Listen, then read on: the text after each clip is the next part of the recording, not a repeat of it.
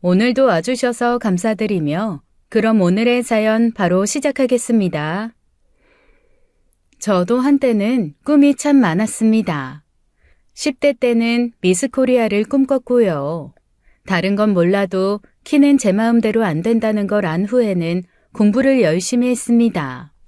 10대 후반 공부도 누군가의 지원과 타고난 머리가 있어야 월등할 수 있다는 걸 알고는 또 한 번 좌절했죠. 평범한 20대 때는 남들이 다 그런 것처럼 핑크빛 사랑을 꿈꿨습니다. 내 목숨을 주고도 아깝지 않을 사랑, 야반 도주를 해도 후회하지 않을 사랑을 말이죠. 그러면서 드라마에서나 볼 법한 못된 시어머니, 이기적인 시누이는 제 인생엔 없을 거라 단정지었어요. 저런 사람들을 만나는 건 극히 일부고 나에게는 벌어지지 않을 일이라고 생각했습니다. 그런데 참 희한하더라고요. 꿈꾸는 건 하나도 이루어지는 게 없는데 아닐 거라 생각한 건 꼭 제 현실에 나타났습니다. 미스 코리아도 안 되었고 공부도 생각보다 못했는데 절절한 사랑도 나타나지 않더라고요. 그나마 하자가 가장 적은 것 같은 사람과 평범하게 연애해서 결혼을 했습니다. 30 초반 늦지도 이르지도 않은 나이에 한 결혼이 그중 제일 나은 선택이라 생각했죠. 그런데 또 그것도 아니더라고요. 드라마에서 보던 상황들이 하나씩 제게 벌어지기 시작했거든요. 아니, 같은 드라마에도 보면 여러 가지 사건이 있지 않습니까? 불타는 사랑, 기막힌 행운, 어디선가 나타난 부자 친척과 돈벼락, 신분 상승의 인생 역전. 그런데 그런 건 제 인생에 코빼기도 비치지 않고 다른 장르는 아주 기가 막히게 등장하더라고요. 그 첫 시작은 시아버지의 투병이었습니다. 결혼 전 이미 시아버지는 간이식이 필요할 만큼 건강이 좋지 않았어요. 남편이 결혼을 서둘렀던 것도 아버지 돌아가시기 전에 결혼을 해야 한다는 조급함 때문이었습니다. 복수가 차서 배가 산더미만한 시아버지에게 식장에서 인사를 하면서 저는 처음으로 허탈함이 왔어요. 그전에는 뭐가 바쁘고 정신이 없어서 생각도 못했다가 불쑥 현실감이 올라온 거죠. 잠깐만, 나 이 결혼 해도 되나? 연애도 4개월밖에 안 했고 나 지금 이 남자 잘 알고 결혼하는 건가? 잠깐만, 혹시 내가 병수발 해야 하는 거 아니겠지? 마치 큰 사고가 나면 인생이 주마등처럼 흐른다는 것처럼 그 인사하는 짧은 시간 정말 많은 생각이 흘렀습니다. 그러면서 겁이 더럭 나더라고요. 그리고 제 걱정은 곧 차례대로 현실이 되었습니다. 며느리가 되자 시어머니는 너무 당당하게 주말마다 시댁에 와서 시간을 보내자고 요구하시더라고요. 거절도 못한 게 남편의 이 한마디 때문이었습니다. 아버지 얼마 안 남으셨어. 당신도 봐서 알잖아.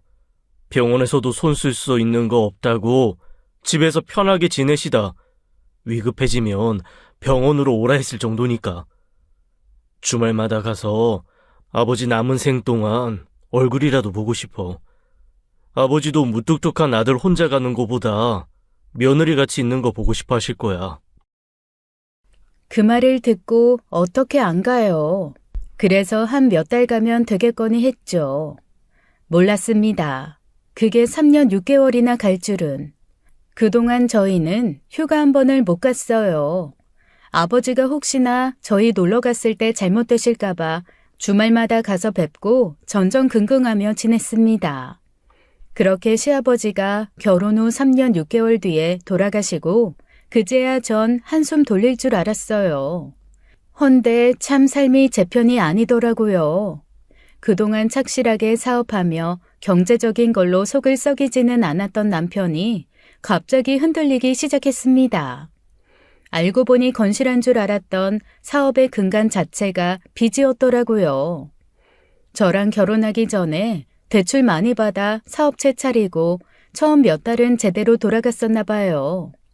문제는 이후에 돈이 벌리지 않아 큰 규모의 사업체를 덥석 차린 대가를 톡톡히 치르고 있었던 거죠. 빚을 내서 빚을 갚고 빚을 돌려 빚을 내는 무한 굴레 속에서 버티다가 결국 무너진 겁니다. 그러니 어쩌겠어요. 더 이상 금융권 대출도 힘든 상황에서 남편은 혼자 되신 시어머니에게 손을 벌렸고 온갖 싫은 소리 끝에 돈은 해결을 했습니다. 시아버지가 남기신 거, 시어머니가 모은 거, 그리고 결정적으로 사시던 집을 정리했거든요. 당신이 하시던 반찬 가게는 안 된다고 딱 선을 긋고 그 외에 나머지는 다 정리해서 남편에게 주셨습니다. 물론 시누이가 난리가 났죠. 자기 오빠한테 할 소리 못할 소리 구분 못하고 퍼부으면서 엄마 등골 빼먹는 도둑놈이라고까지 했으니까요. 솔직히 속도 상하고 어이도 없었지만 할 수 있는 말은 없었습니다. 제가 잘못한 건 아니지만 남편과 도매급으로 같이 넘어가더라고요. 시누이도 제가 더 만만하고 함부로 해도 되는 대상인 양 내조가 개판이라는 둥 여자가 꼼꼼해야 했다는 둥 퍼부었고요. 속에서 천불이 솟았지만 남편 얼굴 봐서 참았는데 더 기가 막힌 건 그 다음이었습니다. 시어머니가 합가를 하자고 하시더라고요. 어머님, 갑자기 합가라니요? 왜? 내 집 날아간 판에 내가 같이 살자고 한 게 안 입고 와 그러니? 아니요, 어머님. 안 입겁다니요. 그런 게 아니고요. 어머님 반찬 가게 옆에 집 얻겠다고 하셨잖아요. 어이구, 너도 참 양심도 없다. 그래, 말 나온 김에 한번 시시비비 가려보자. 너 다 늙은 시애미가 남편 잃은 가부까지 된 마당에, 응? 집도 절도 없이 나 앉아 단칸 새방 들어가겠다고 하는데 아무 말도 없더라. 말이라도 혼자 어디를 들어가시냐? 좁고 빛도 안 들어오는 데서 어떻게 사시냐? 같이 사시자 해야 하는 거 아니니? 너는 하여간 애가 눈치도 없는데 예의도 없고 너 그딴 식으로 아범한테도 하니? 걔가 그래서 집에서 지원 못 받고 마음 잡을 데가 없어서 사업에도 집중을 못했나 보다. 어휴, 정말 기가 막혀서 말이 안 나왔습니다. 사실 저는 남편이 사업자금 받았다고 했을 때 시어머니를 모셔야 하는 거 아니냐고 했었어요. 불에 댄 듯 펄펄 뛴 건 남편이었습니다. 자기 엄마랑 자기랑 정말 안 맞는다면서 같이 살면 서로 명이 줄어들 거라고 한 것도 남편이었어요. 그런데 이 못된 인간이 시어머니가 그렇게 퍼부으니 그 앞에서 입을 꾹 다무는 거 있죠. 먼 산만 바라보며 한마디도 안 하는데 그때 다시 한번 깨달았습니다. 아, 결혼식 날 그냥 그 쎄한 기분이 들었을 때 도망갔어야 했는데 하고 말이죠. 그래도 어쩌겠어요. 그 앞에서 남편 멱살 잡고 네가 싫다고 하지 않았냐고 퍼부을 수는 없잖아요. 그냥 죄송합니다 하고 말았죠. 당연한 수순으로 시어머니는 저희 집으로 들어오셨고요. 그때부터 저의 시집살이는 시작되었습니다. 가장 속 터지는 건 다름 아닌 음식이었습니다. 뭐 음식이야 예상했던 거예요. 시어머니가 반찬 가게를 하시니 음식 솜씨는 좋으신 편이었고 그래서 저는 제 음식에 대해 시어머니가 칭찬하실 거라고는 기대도 안 했습니다. 하지만 어이없는 건 본인이 한 반찬인데도 제가 차려놓으면 불평을 하신다는 거였죠. 제가 하도 반찬 타박을 받아서 작정하고 친구한테 부탁을 한 적이 있어요. 저희 시어머니 가게에서 반찬을 좀 사다 달라고요. 그리고 그날 저녁 그걸 상에 내놓았더니 시어머니가 집어먹고 뭐라고 하시는 줄 아세요? 하여간 어쩜 이렇게 손맛이 꽝이니 너는? 이런 걸 사람 먹으라고 내놓은 거야? 어머, 어머님, 입맛에 안 맞으세요? 아유, 참기름도 싸구려고 재료도 엉망이고 너 먹는 걸로 장난치면 벌 받아. 어머님, 안 그래도 이 나물은 제가 자신이 없어서 아까 어머님 가게 가서 사온 거예요. 그런데도 그렇게 이상하세요? 그리고 어머님 말씀대로라면 이거 팔면 안 되는 거 아니에요? 그러자 시어머니 얼굴이 터질 듯이 빨개지시더라고요. 남편만 난감한 얼굴이고 시어머니는 괜히 다른 반찬을 뒤적이며 맛이 섞여 몰랐다느니 냉장고에서 막 나와 맛이 헷갈렸다느니 변명하시더라고요. 다행인 건 그날 이후 시어머니가 반찬 타박은 덜 하셨다는 겁니다. 대신 다른 타박들이 늘었죠. 청소 다 해놓으면 일부러 이불이나 방석 탁탁 털고는 집에 먼지가 한가득이라고 잔소리를 하십니다. 꼭 남편이 들어올 때쯤 걸레 들고 설왕설래하면서 본인 손이 안 가면 먼지 투성이라고 투덜거리시고요. 남편도 처음 몇 번은 저한테 왜 엄마한테 청소까지 시키냐고 했다가 제가 버럭 뒤집으니 아무 말도 않더라고요. 제 옷을 슬그머니 시누이에게 주신 적도 있고 예물로 받았던 가방도 시누이통에 팔아버리신 적도 있습니다. 저도 그냥 잊지는 않았어요. 남편 카드로 훨씬 비싼 옷, 더 비싼 가방 긁었거든요. 어머님이 못 보던 거라고 하시길래 모른 척 이렇게 말했습니다. 제가 진짜 아끼던 옷이랑 가방이랑 안 보이길래 삶이 허해졌어요. 이렇게 허하게 살게 하는 것도 남편이 채워줘야 그게 부부 아니겠어요? 그래서 저 사람 카드로 샀어요.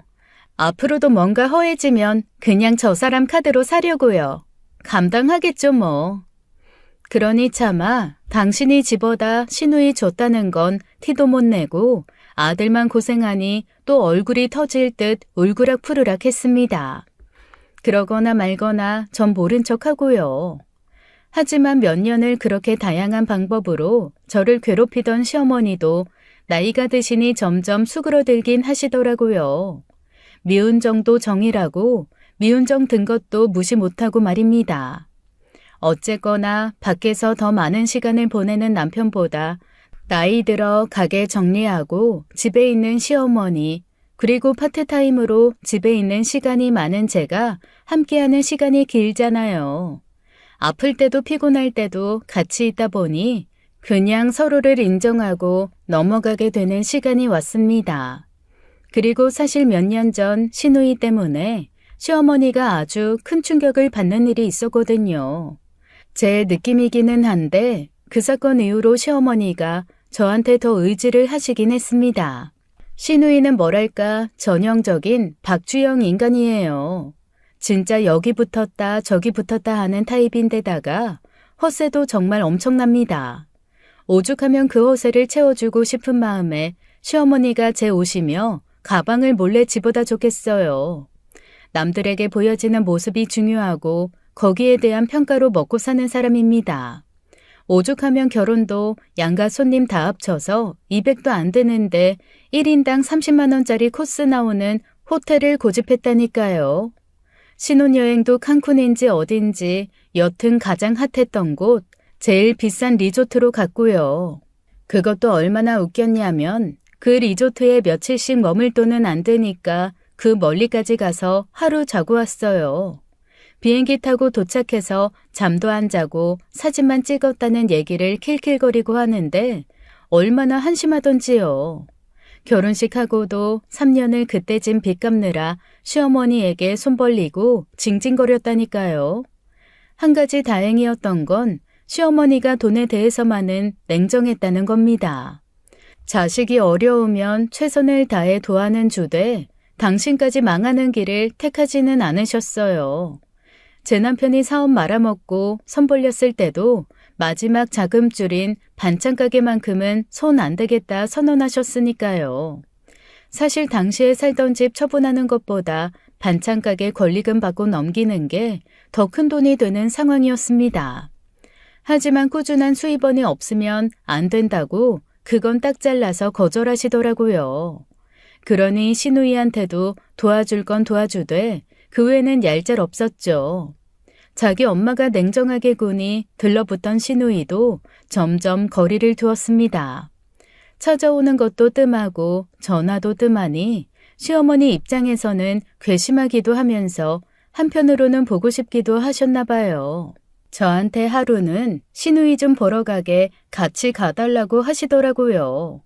시름시름 자꾸 아픈지 몇 달 되셔서 병원 예약을 해두었는데 그 전에 한번 가서 보고 싶다고 말이죠. 지금 생각하면 시어머니는 어렴풋이 당신 몸이 어떤 상태인지 아셨던 것 같기도 합니다. 어쨌건 그날 시누이한테 어머니를 모시고 갔는데 마침 시누이가 아파트 놀이터에서 다른 사람들과 수다를 떨고 있더라고요. 막 아는 척을 하려는 때 저와 어머니를 머뭇거리게 만든 시누이의 말이 탁 귀에 들어왔습니다. 노인네 진짜 즐겨. 아니 줄 거 주고 그냥 조용히 사시지. 우리 엄마가 욕심이 좀 많아. 요즘도 아주 쌩쌩하게 내 돈 쓰면서 다니고 있다니까. 어머, 자기 친정엄마한테도 용돈 드려?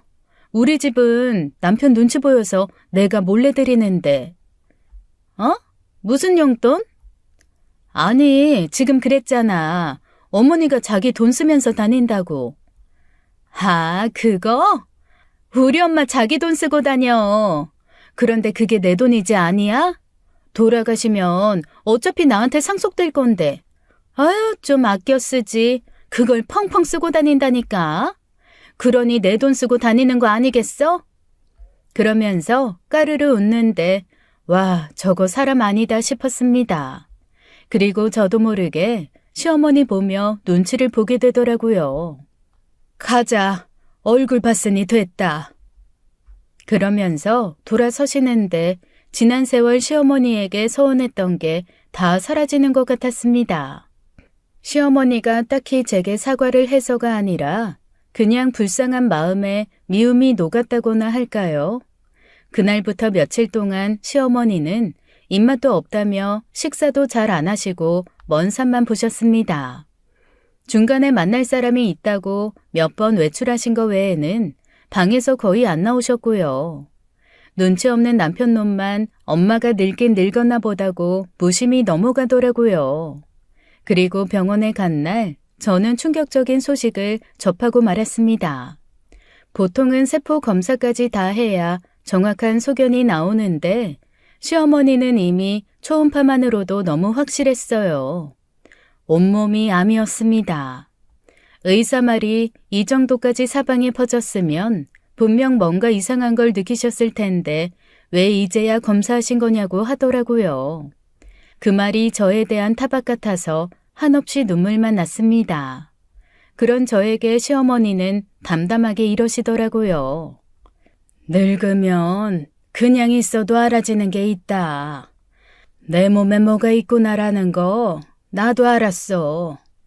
그런데 이 나이에 내가 쑤시고 자르고 해서 산다고 해도 얼마나 더 살겠니? 내 친구들 보니까 코에 광 끼고 침대에 누워서 눈만 껌뻑이면서 몇 년 사는 애도 있는데 난 그거 사는 거 아니라고 본다. 좀 일찍 가더라도 뭐 어떠냐. 네 아버지 나 목 빼고 기다릴 텐데 가는 날까지 내 발로 걷다가 갈란다. 수술 안 하고 그냥 살란다 나. 시어머니는 확고했습니다. 그리고 그날부터 눈에 띄게 컨디션이 떨어지기 시작하셨어요. 저는 파트타임으로 일하던 것도 관두고 집에 들어앉아 시어머니를 간병했습니다.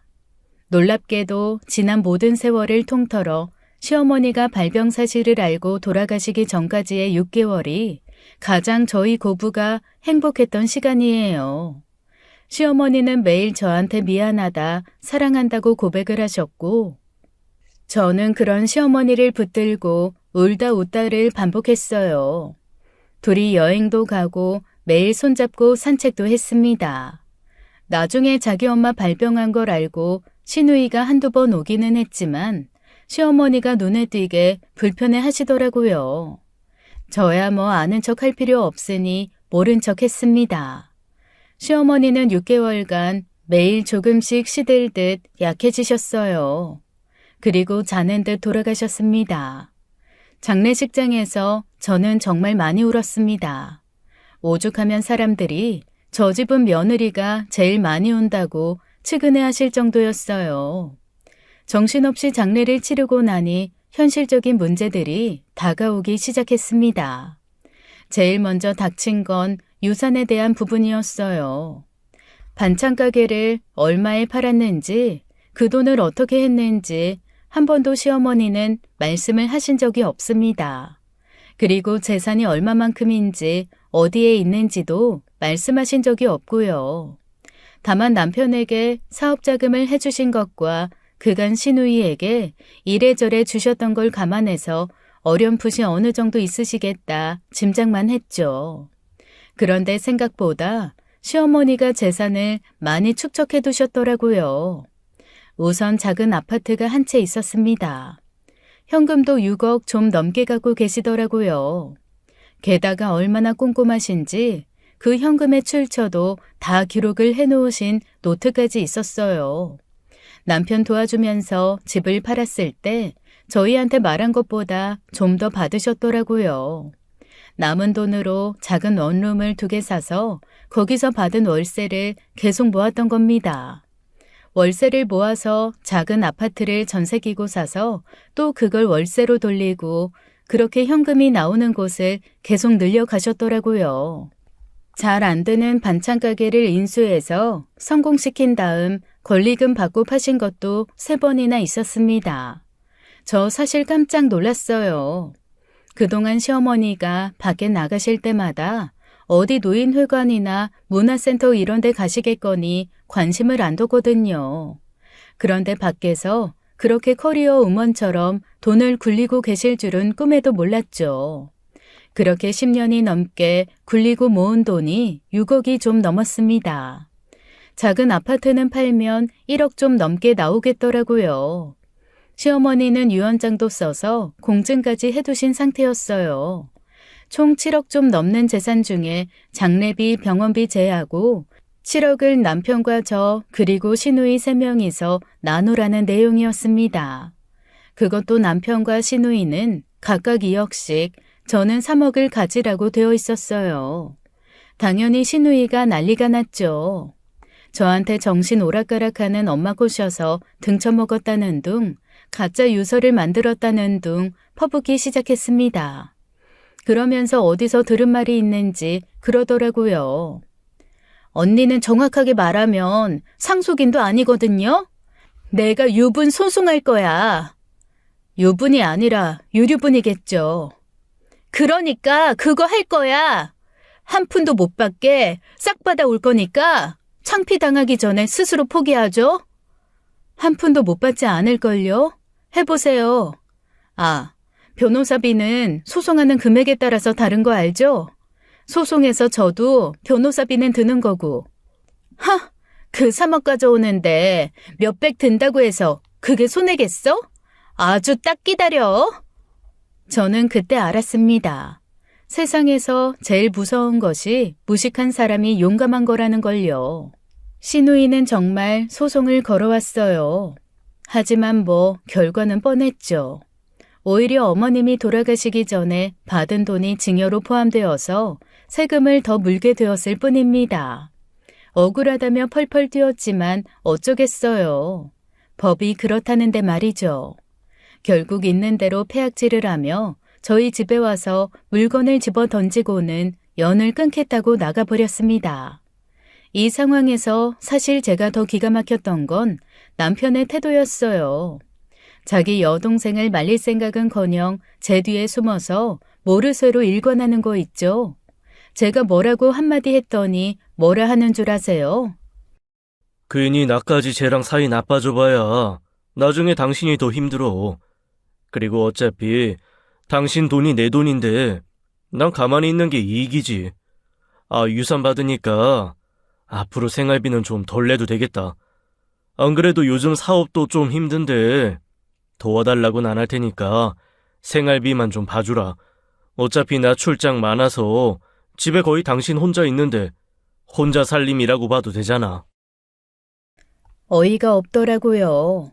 본인 출장이 많아 제가 혼자 집에 있는 시간이 길다고 생활비를 담당하지 않겠다는 게 어디 말이나 됩니까? 하지만 말 섞고 싶지 않아서 그러라고 했습니다. 그쯤 신우가 이상한 소문을 퍼뜨려서 친척들한테 미움도 받고 있던 터라 아예 이사를 가기로 했죠. 남편은 이사할 집도 마음대로 고르라고 하고 대신 자기 방은 자기가 치울 테니 힘들게 건드리지 말라고 하더라고요. 남편 말대로 저는 남편 방은 건드리지도 않고 이사할 집을 찾고 이사 준비를 했습니다. 이참에 시댁과 연 있는 사람들을 다 끊고 둘만 알콩달콩 사는 것도 나쁘지 않겠다 싶었어요.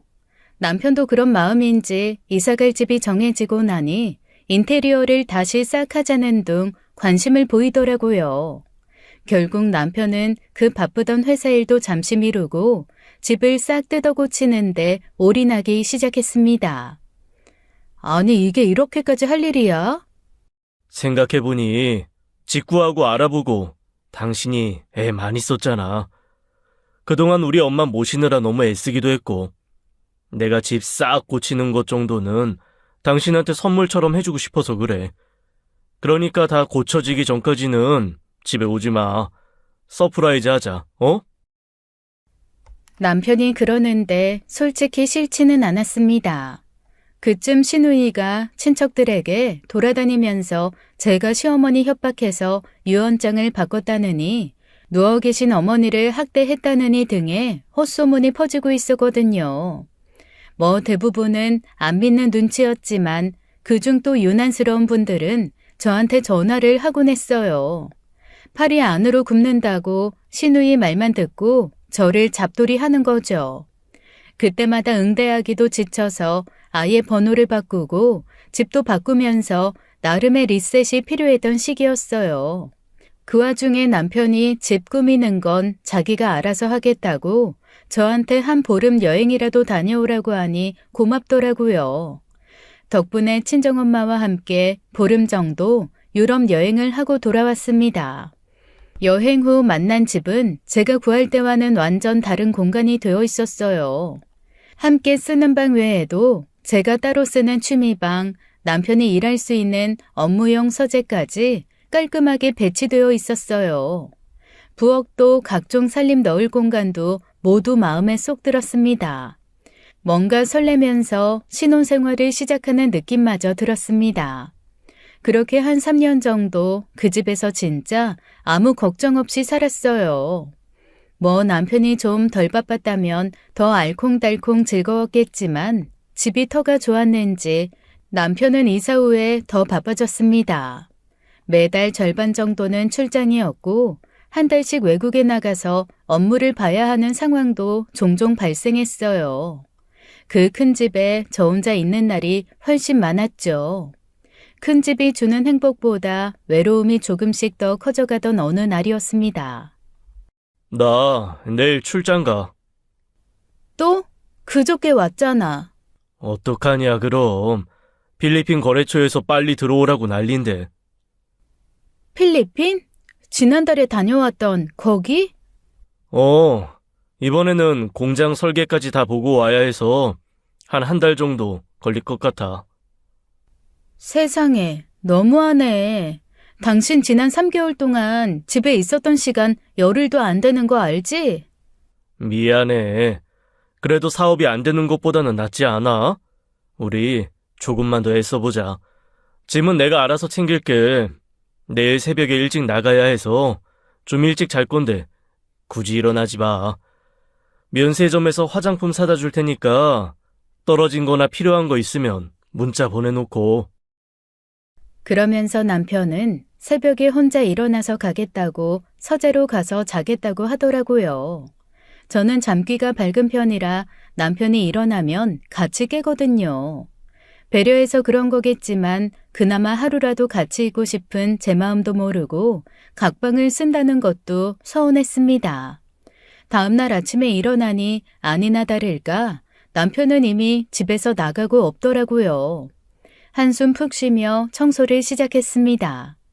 그런데 어디에서 자꾸 삑삑하는 소리가 들려오는 거예요. 처음에는 가스 점검기 같은 게 내는 소리인 줄 알았어요. 그런데 가만히 소리가 나는 곳을 찾아서 따라가 보니 소리의 근원이 남편의 서재였습니다. 이 집으로 이사 온 지 3년이 넘는 동안 제가 남편 서재를 들어갔던 건 10번도 안 됩니다. 거의 청소도 자기가 하고 서류 흐트러지는 게 싫으니 건드리지 말라고 그래서 그렇게 했거든요. 그런데 이상한 소리가 나는데도 안 들어갈 수는 없잖아요. 문을 열고 들어갔더니 소리가 더 커지는 게 남편 서재에서 나는 소리가 맞았습니다. 그런데 분명 소리는 나는데 그 소리가 어디서 나는지는 못 찾겠더라고요. 아니 100평, 200평 넓은 공간도 아닌데 방 안에서 소리의 근원을 못 찾겠으니 환장할 노릇이었죠. 숨까지 참아가며 천천히 소리가 있는 쪽을 더듬거리며 헤매기를 10여 분, 저는 제가 왜 빨리 못 찾았는지를 알게 됐습니다.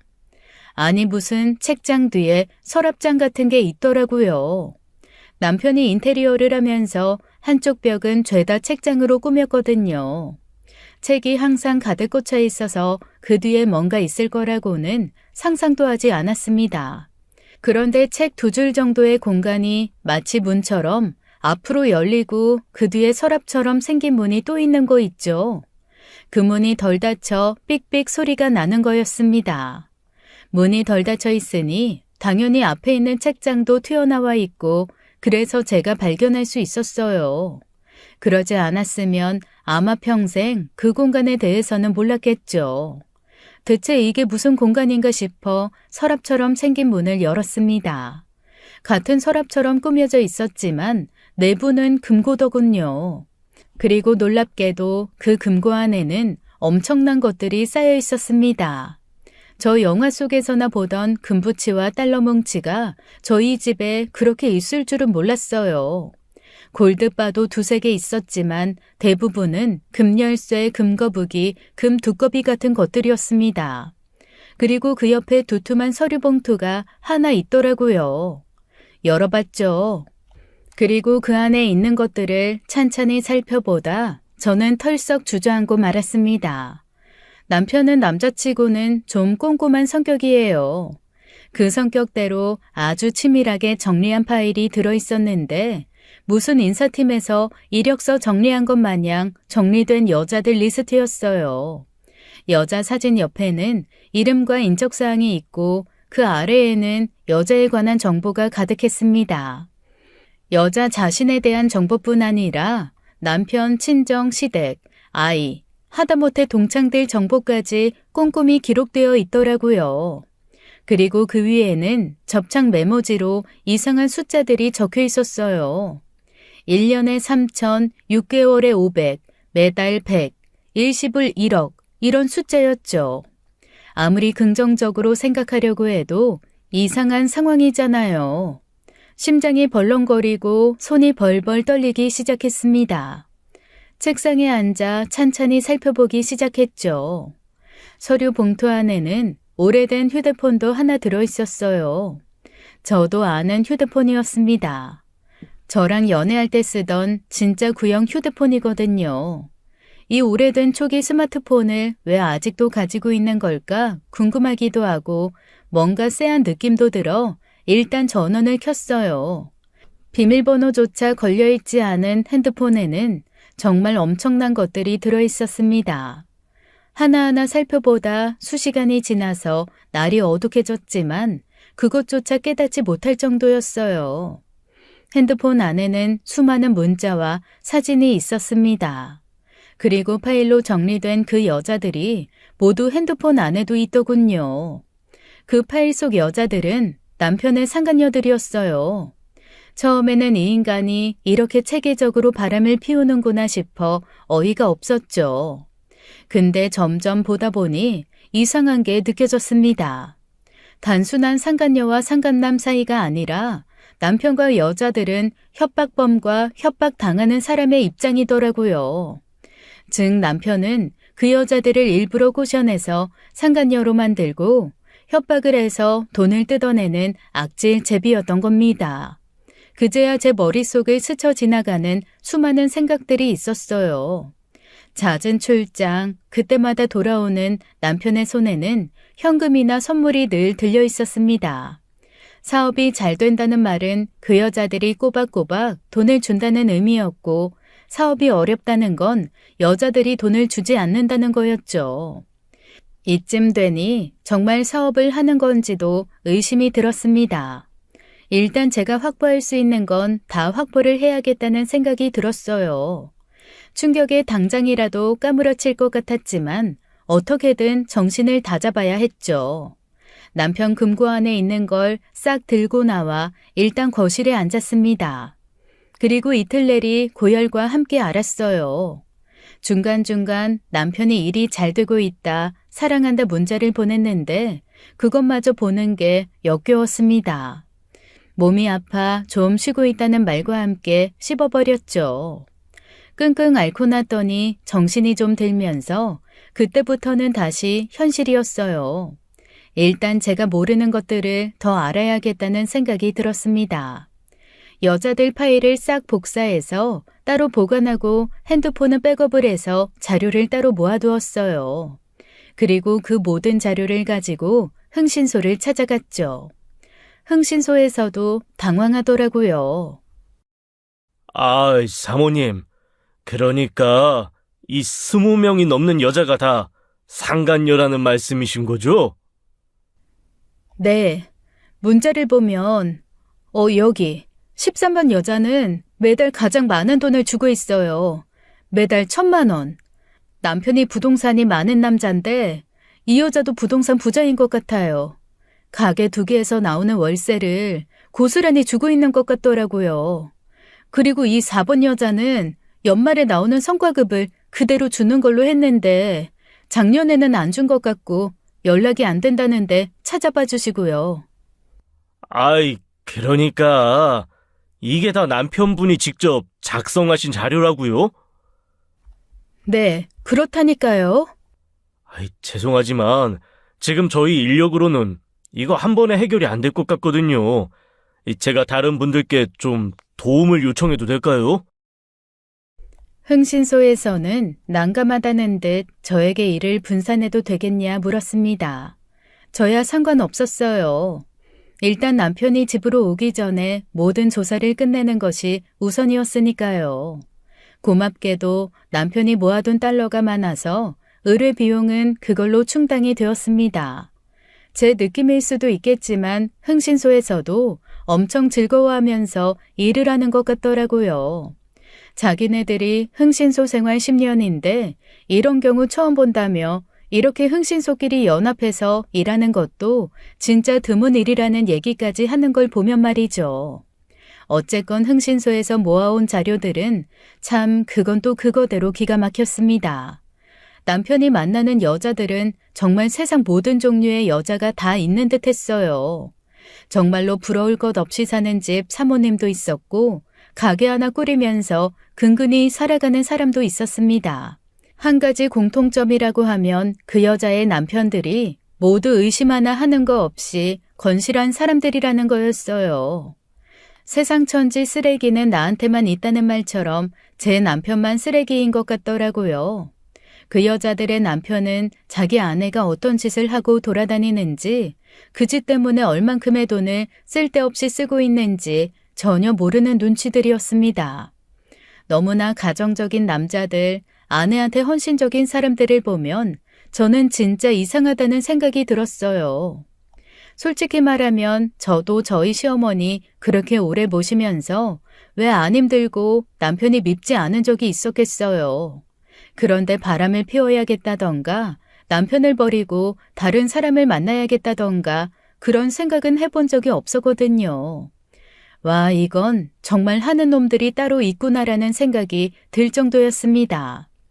흥신소에서는 그 여자들의 자료를 모아주면서 저한테 남편들에 대한 정보까지 싹 갖다 주었어요. 여자들은 정말로 남편에게 오랜 시간 매여 있는 사람들이 많더라고요. 그런데 너무 어이없는 몇몇 매달 돈을 주는 여자는 아직도 남편이 자기와 사랑하는 사이라고 굳게 믿고 있다는 거였습니다. 큰 돈, 억대의 돈을 준 여자 중에는 이걸로 마무리가 됐다고 생각하는 여자도 있는 것 같았고요. 더 웃긴 건 남편하고는 돈을 주고 끝냈지만 그 여자들 또 다른 상간남들과 놀아나고 있다는 거였죠. 이래서 걔는 똥을 못 끊고 한번 집 나간 바람둥이는 다시 바람을 피우는구나라는 생각이 들었습니다. 모든 정보와 자료를 다 모으고 났더니 그때부터 저는 참을 필요가 없었어요. 얌전한 척, 내조하며 착실한 엄마인 척 자식 키우는 그 여자들 모두를 나락으로 보내기로 결심했습니다. 다른 이유는 없었어요. 이때까지 속고 힘들게 살아온 제 세월이 너무나 억울했습니다.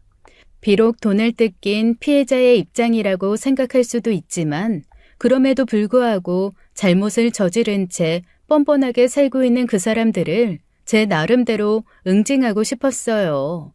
제가 그 사람들을 응징한다고 해서 저한테 뭔가 혜택이 오는 것도 아니고 저조차도 협박이나 기타 다른 걸로 벌을 받거나 잘못될 수도 있다는 거 압니다. 그럼에도 불구하고 세상 살면서 한 번은 누군가가 제대로 된 벌을 줘야 되지 않겠냐는 생각이 있었죠. 증거는 너무나 넘쳐서 뭘 써야 될지 고르고 골라야 될 지경이었으니까요. 저는 한 명 한 명한테 착실하게 외도의 흔적을 모은 것들을 파일로 만들고 인쇄를 해서 상간녀 소송을 다 걸어버렸습니다. 솔직히 협박을 당해서 억울한 사람도 있겠지만 그것도 자기가 애시당초 바람을 폈기 때문에 이런 협박을 당한 거 아니겠어요? 그 여자들도 저희 남편이 유부남인 걸 알면서 같이 놀아난 건 사실이잖아요. 저는 모든 주소지로 소장을 날리고 그들의 남편에게도 문자를 날렸습니다. 당신 아내에게 소장 보낸 사람인데 혹시 소장을 숨겼을 수도 있으니 부부가 같이 확인했으면 좋겠다고 말이죠. 그리고 변호사도 선임했어요. 20명이 넘는 사람들을 상대하려면 저도 변호가 필요하다고 생각했거든요. 변호사도 처음에는 이런 식으로 해결할 게 아니라 하나하나 법대로 해결하자고 의견을 줬지만 저는 한 번은 뒤집어 엎어야 된다라고 고집을 부렸습니다. 그리고 제가 뒤집어 엎은 후에 그걸 수습하는 사람으로 변호사를 비싼 돈 주고 선임한 거니 그것만 수습해달라고 했죠. 소장을 보내고 3일 정도 지나자 조금씩 반응이 오기 시작했습니다. 제가 거기에 변호사 번호를 적어 보냈거든요. 변호사가 아주 난리가 났다라고 얘기를 하더라고요. 그 여자들 중 몇 명은 변호사한테 전화해서 울며 불며 펄펄 뛰기까지 했다고 했습니다. 한마디로 잠잠했던 활화산 20개를 제가 동시에 터뜨려 땅이 흔들리는 상황이 온 거죠. 사실 딱 하나 망설였던 사람이 있기는 했습니다. 5살 된 아들을 키우고 있는 싱글맘이었는데 그 여자 옆에 조만간 결혼식을 올릴 사실혼 관계 남자가 있더라고요. 자기 아이도 아닌 5살 아이를 끔찍하게 아끼고 사랑하는 걸 보고 좀 흔들렸습니다. 다른 건 아니고 아이에게서 아빠를 빼앗는 것이 마음에 걸렸거든요. 여기에는 제 아픈 기억도 한몫했어요. 사실 결혼 후에 계속 아이가 생기지 않아 시어머니에게 구박도 많이 받고 저도 힘들었습니다. 아무리 해도 아이가 생기지 않아 솔직히 몰래 좋다는 약도 구해 먹고 병원도 다녀봤어요. 그런데 남편이 너무 바쁘니 아이 가질 시간도 없긴 하더라고요. 하늘을 봐야 별을 따죠.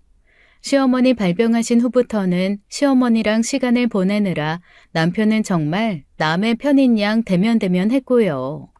간신히 둘만 있게 된 후부터는 한 달의 절반 이상을 해외로 출장 다니는 남편 때문에 더 힘들었습니다. 그러다 한 5년 전 저는 임신을 했었어요. 남들은 폐경이 일찍 온다 어쩐다 할 나이에 덜컥 임신이 되었고 남편에게도 친구에게도 말 못하고 혼자 알았습니다. 낳을 수 있을까? 낳아야 하나? 그래도 내게 평생 처음 찾아온 아이인데 라는 생각에 혼자 엄청 갈등했거든요. 그런데 아이가 알았나 봐요. 엄마인 제가 마음껏 기뻐하지 않는다는 것을 말입니다. 아이는 3개월을 좀 넘긴 시점에 하늘나라로 다시 돌아가고 말았어요. 그때도 남편은 출장 중이었고 저는 임신 사실도 알리지 못한 채 혼자 병원에서 아이를 보내야 했죠. 그런데 참 그게 이상하더라고요. 얼굴 한 번 못 보고 심장 소리 한 번 제대로 듣지 못한 아이인데도 제품에 있던 생명을 떠나보내는 건 쉽지 않았습니다. 한동안 갓난아이만 봐도 눈물이 쏟아져서 혼났고 지금도 대여섯 살 또래의 아이들을 보면 꼭 제 아이 같아 짠하거든요. 그런데 딱 그 또래의 아이가 있는 여자에게 상처를 줘야 한다는 생각을 하니 마음이 안 좋더라고요. 솔직히 다른 사람에게 다 소장을 보낸 후에도 그 여자한테만은 보낼까 말까를 한참 고민했습니다. 그냥 저 여자만큼은 그냥 두자라는 생각으로 거의 굳어갈 때쯤이었어요. 흥신소에서 아주 눈을 반짝이며 저를 찾아왔습니다. 이야, 사모님, 아주 대박 사건. 왕건인을 저희가 딱 잡았습니다. 저는 하도 흥분해서 날뛰길래 제가 모르는 또 다른 여자가 있나 보다 했어요. 20명이나 있는데 한두 명 더 생긴다고 해서 뭐가 놀랄 일인가 싶어 덤덤하게 무슨 일이냐고 물었죠. 아이, 우리 사장님이 아주 골고루 사고를 치고 다니셨더라고요. 자, 여자분들한테 꾸준히 상납을 받으시면서 한 번도 깎아주신 적이 없거든요. 일시금으로 크게 받고 놓아준 사람은 2명 정도 있는데 깎아준 사람은 없는 거지. 그런데 5년 전부터 한 여자한테는 돈을 깎아줬어. 매달 100 받던 거 50으로 깎아준 여자가 있어서 이거 뭔가 이상하다. 이건 뭔가 있다 해서 우리가 더 파봤지. 깎아줘요? 받던 걸 덜 받았다고요? 왜요? 그러니까 우리도 그게 궁금해서 알아봤는데 이게 또 엄청난 스토리가 있더라고요. 가만히 있어봐라. 여기 사진이 있는데. 그러면서 흥신소 사람은 사진을 몇 장 내밀었습니다. 거기에는 제가 끝까지 망설이고 있던 그 여자가 있더라고요.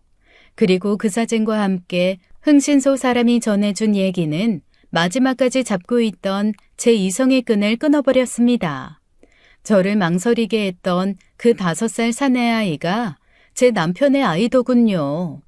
당시 결혼할 남자를 두고 제 남편과 바람을 피웠던 그 여자에게 아이가 생겼던 겁니다. 여자는 유부남인 제 남편보다는 든든하고 건실한 남자와 결혼을 해서 가정을 꾸리고 싶었겠죠. 다행인지 불행인지 그 여자가 결혼할 남자의 집에서는 애타게 손주를 기다리는 입장이었다고 했습니다. 그러니까 이 여자가 결혼할 남자가 5대 종손이었다 이거죠. 이 여자도 딱 계산이 쓴 거야. 내가 뱃속아이를 혼수 삼아 시집가면 탄탄대로겠구나 하고 어차피 어느 놈 아이인지 모를 거다 생각한 거지. 그래서 임신을 했다고 당당히 밝히고 결혼을 딱 했는데 여기서부터가 아주 히트입니다. 결혼하자마자 결혼한 남자가 친자 검사를 한 거예요. 알고 보니 이 남자가 군대 갔다가 다쳐서 아이를 낳을 수 없는 몸이 되었는데 부모님 쇼크 받을까봐 숨겼대. 어차피 부모님 연세가 많고 편찮으신 분들이라 불효하고 싶지 않았던 거지. 결혼하고 한 2년 정도 되었을 때 부모님 차례차례 돌아가시자마자 바로 이혼 소송했다 하더라고. 여자 입장에서도 날벼락이지 뭐. 잘 속이고 산다고 생각했는데 뒤통수 맞은 거니까. 이 여자 남편 쪽에서 네 아니다 양육비 못 준다 이러고 나오고 도의적으로 가게 하나는 위자료로 준다 하고 쫓아낸 모양이에요. 아니, 그래도 아이가 호적에 올렸으면 어떻게 안 될 텐데? 미루고 미뤄서 호적에도 안 올렸던 모양이더라고요. 부모님이 호적에 올렸냐 어쨌냐 확인은 안 했을 테니. 여튼 그래서 2살 된 애랑 내쫓겨나고 나서 그 사모님 남편이랑 만나다가 헤어지다 그랬던 모양이라 사모님 남편이 나는 아빠 노릇 못한다 하니 싸우고 어쩌고 하다 지금 만나는 남자랑 잘 될 것 같으니까 그걸로 협박한 모양이에요. 진짜 사람 새끼 아니네. 자기가 애 아빠인 거 숨길 테니 돈 달라고. 그러니 어쩌겠어요. 이 여자는 지금 만나는 남자랑 잘 해봐야겠는데 그 사모님 남편이 고춧가루 뿌리면 안 되니까 돈 주고 있던 거지. 양육비를 줘도 모자랄 판에. 잠깐만요. 근데 그 아이가 몇 살이라고요? 저는 얘기를 들으며 분노하다 문득 INI가 제가 유산했던 시기와 비슷하다는 생각이 들어 물었습니다. 아니나 다를까 제가 잃은 제 아이와 동갑이었어요. 임신 시기도 비슷했고 제가 아이를 제대로 품었으면 출산 시기도 비슷했을 아이였습니다. 순간 거르지 못한 분노가 폭발을 했어요. 이 빌어먹을 놈이 자기 자식을 둘 다 지키지 못한 거잖아요. 그러면서 미움도 터져 올라왔습니다. 그 여자한테도 더 이상 자비로운 마음이 사라지더라고요. 저는 가차없이 그 여자한테도 소장을 보내고 그 여자와 만나고 있는 남자에게도 사실을 알려줬습니다. 아무것도 모르는 남편은 이틀에 한 번 정도 저한테 출장지 사진을 보내며 바쁜 척을 하더라고요. 하지만 전 알고 있어요. 출장이라고는 하지만 거기 또 다른 내연녀와 함께 여행 갔다는 걸 말이죠. 가장 최근에 공들이고 있는 남편보다 연상인 여자인데 그 여자가 엄청난 부자거든요. 엄밀히 말하면 그 여자의 남편이 부자인 거죠.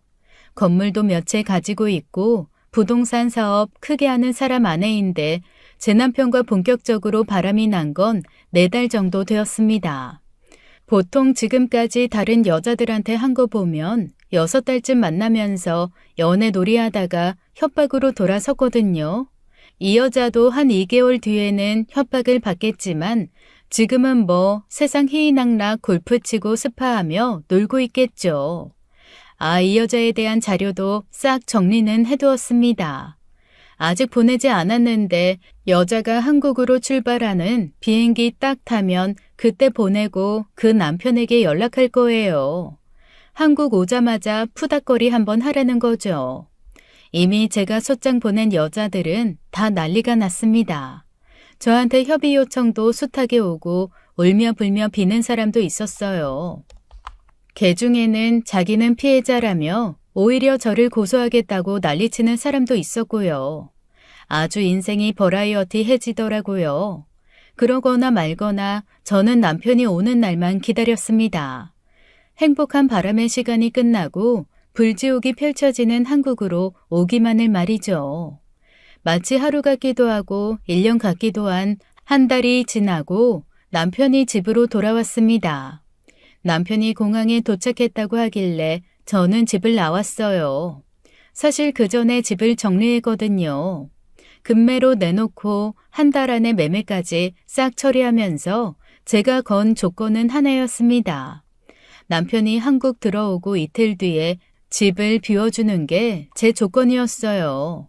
그 조건 때문에 시세보다 거의 1억 싸게 내놓고 명도비까지 제가 부담하겠다고 했으니까요. 제 짐은 싹 정리해서 옮기고 딱 남편 서재만 그대로 뒀습니다. 금고는 활짝 열어놨어요.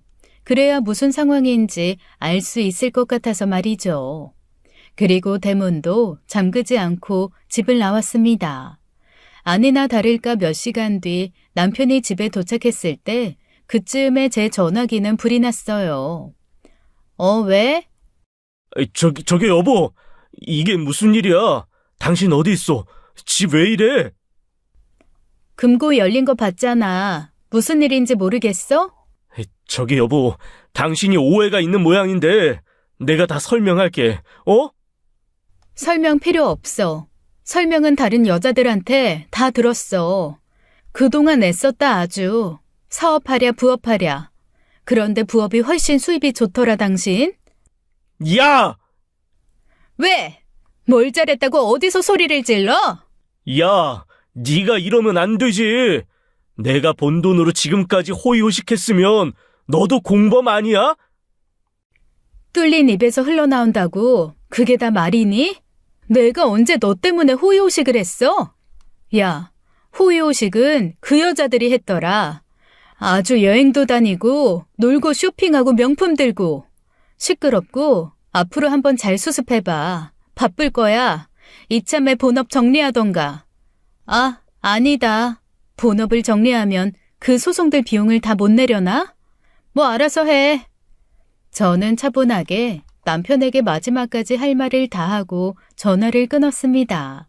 전화기 밖에서 펄펄 뛰는 게 느껴졌지만 이게 분노가 극에 달해 모든 감정을 태우고 나니 남는 미련도 없더라고요.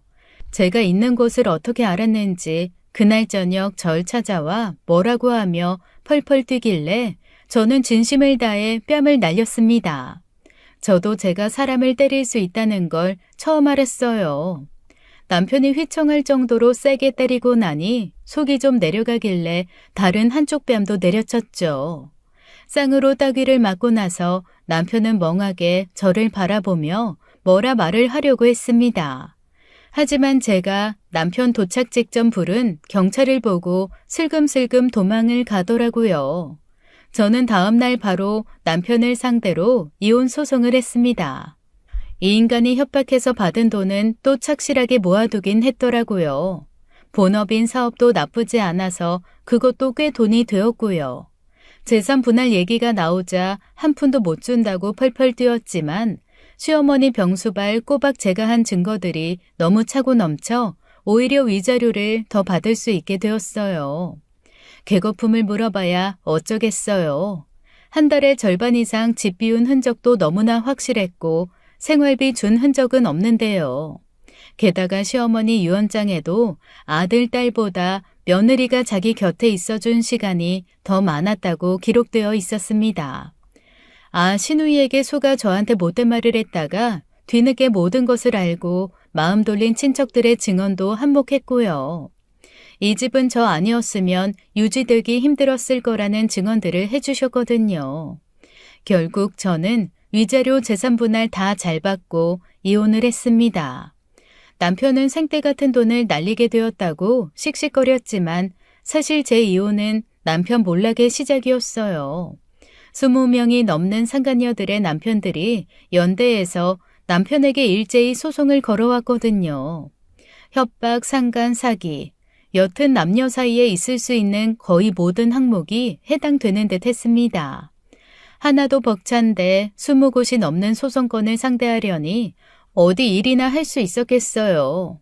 부업 망한 건 물론이고 본업도 휘청거리기 시작했다는 소식을 마지막으로 저는 전 남편에 대한 소식을 끊었습니다. 아마 모르긴 해도 평생 소송하고 지고 받았던 돈 반환하고 순리대로라면 감옥도 가야 하지 않을까 싶더라고요. 그러거나 말거나 저는 더 이상 관여하고 싶지 않아 모든 것을 정리하고 멀리 이사를 갈 계획을 세우고 있습니다. 풍문에 파산 선고하고 물어줄 돈도 없어 그냥 교도소로 들어갔다는 소식이 들렸지만 뭐 그게 끝이겠어요? 전 남편이 건드렸던 여자들 남편 중에는 법조계 사람도 있고 꽤 무서운 분들도 있었던 걸로 알거든요. 그 사람들이 다른 것도 아니라 자존심을 건드렸는데 가만두겠습니까? 교도소에서 나와도 끝까지 응징할 것 같긴 합니다. 저는 요즘 그래서 세상 편하게 살고 있어요. 시어머니가 주셨던 유산도 잘 불려서 한 재산 만들어 두었고 위자료에 재산 분할 받은 것도 저 혼자 쓰기에는 차고 넘칩니다. 그리고 사실 금고에 있던 금붙이며 달러 남은 것도 싹 제가 들고 나왔거든요. 전 남편이 재판하면서 몇 번이고 입을 움찔거리더라고요. 그런데 그 금붙이와 달러의 존재를 인정하면 불법으로 금품을 받은 걸 인정하는 거잖아요. 그러면 더 형량이 무거워지고 말입니다.